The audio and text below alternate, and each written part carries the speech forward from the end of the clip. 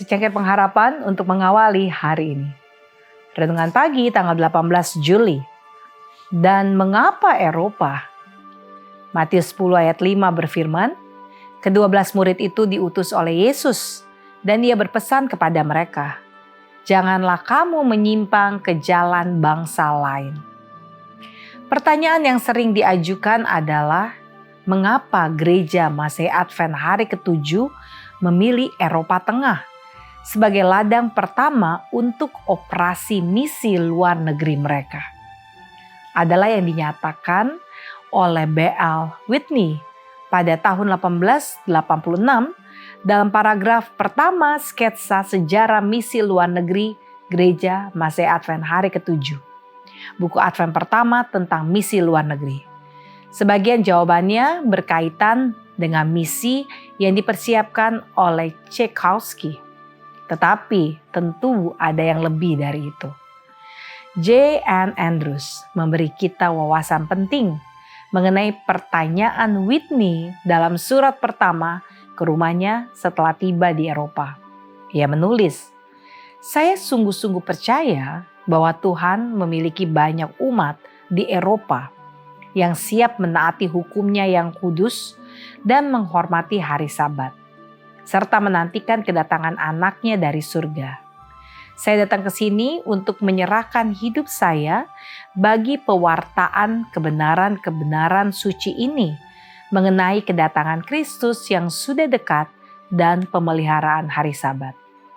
Dengan kata lain, Andrews percaya bahwa tugasnya adalah menyampaikan doktrin Advent kepada mereka yang sudah menjadi Kristen. Tugasnya bukanlah misi kekristenan yang umum kepada orang-orang yang bukan Kristen.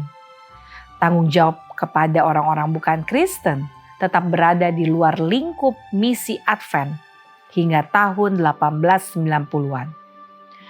George Scans secara akurat merangkum sikap Advent pada tahun 1874 dan 1890 ketika ia mengamati bahwa misi kepada orang-orang non-Kristen disetujui dan dipuji oleh orang-orang Advent.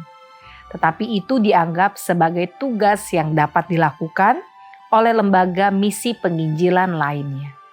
Ketika mereka telah membawa orang-orang kepada Kristus, barulah orang-orang Advent berkomitmen untuk menyampaikan peringatan terakhir dan doktrin-doktrin Advent yang khas kepada mereka.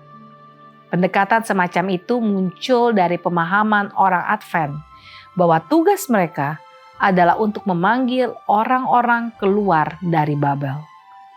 James White sebelumnya telah mengungkapkan sudut pandang itu secara terang benderang ketika ia menulis bahwa orang Advent membutuhkan semangat misionaris, bukan untuk menyebarkan Injil kepada orang-orang di luar kekristenan, tetapi untuk menyebarkan peringatan ke seluruh wilayah kekristenan yang telah rusak. Dengan pemahaman tersebut, tidak mengherankan jika denominasi ini memulai pekerjaan misinya di jantung kekristenan Eropa.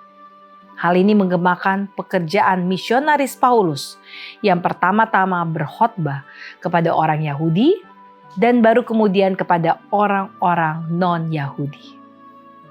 Doa kita hari ini. Terima kasih Tuhan atas terang-Mu, karena Engkau telah memberikan gereja-Mu visi yang lebih luas dari waktu ke waktu. Kami berdoa agar dengan cara yang sama Engkau akan memperluas dan memperdalam visi pribadi kami. Amin.